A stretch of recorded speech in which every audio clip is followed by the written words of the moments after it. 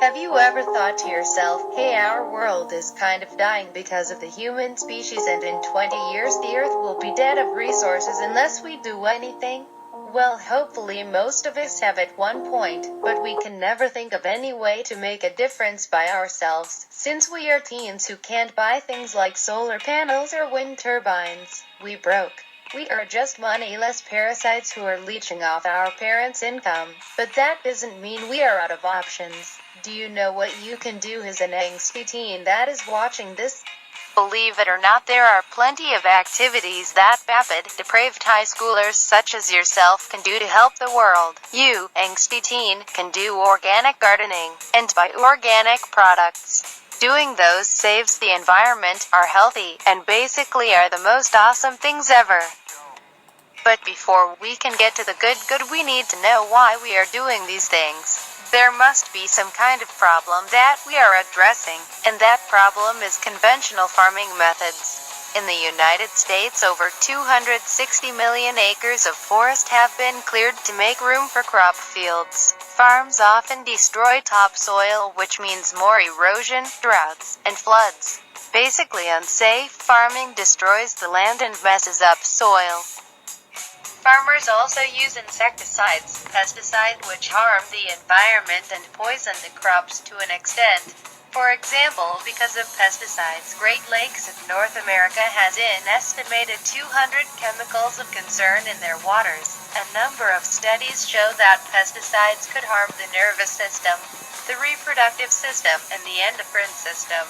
Industrial agriculture uses up 70% of our freshwater supplies, and the EPA estimates that 75% of the water quality problems in United States is due to pollution from farming.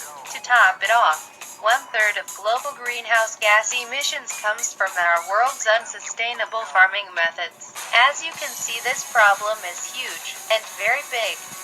So, what can we do to help? You ask, on your knees, begging us to help you fix everything before everything you know and love inevitably dies. Well, there are a couple things. You can plant your own garden to minimize your contributions to these issues. Planting your own food means you don't have to drive all the way to the store to buy your produce, and you don't have any risk of buying anything from those bad companies that exploit land and our resources. The plants also hold down soil so that when it rains, soil does not erode and turn into runoff. Every little plant also takes in a little bit of carbon dioxide, so more plants on this earth the merrier. Plus, planting that garden can actually give you quite the workout and tone that booty. But you should really stress doing organic gardening. What's the difference? If you are not careful with how you garden, you could be doing more harm than good.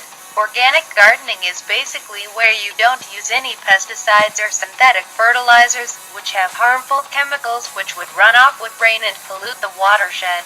Gardening organically also implies introducing birds and bugs into your garden ecosystem. Bugs help with adding nutrients to the soil, and the birds will help with controlling those bugs. A huge part about organic gardening is good soil, and you know what makes good nutritious soil? Compositing. It's almost as if adding rotting plants and biodegradable food scraps to the ground that it came from is almost natural or something. But yeah, composting your food scraps into soil for the already environmentally friendly garden is twice as swag. If you don't have land or space for a garden, ask your school or local community center if they already have a garden or if you can start one. If you are too busy to start gardening as a hobby, because let's face it, we are all procrastinators in some way, shape, or form, you can still do your part. When you go shopping, you can boycott companies who have been known to use bad practices in farming like the ones we mentioned before. But how will you know what produce to buy or not to buy? That's when buying organic products comes in. Products that are organically grown mean that they don't do any of the harmful farming practices we mentioned earlier. They promote biodiversity and sustainability of land. So how can you tell if something is organic? Well, most produce has a PLU, or price lookup, sticker. If the PLU has 5 digits and starts with 9, congratulations, it's organic. If the number is a 4-digit, then it is not organic. Also, products with the label organic are probably organic since those are issued by the FDA. If it's lying, then that company is waiting for a big fat lawsuit. So that's all for today on how average teens can help the environment. Finally, your gardening hobby has shown your parents that you can go outside and do more than playing Hearthstone or watching Netflix.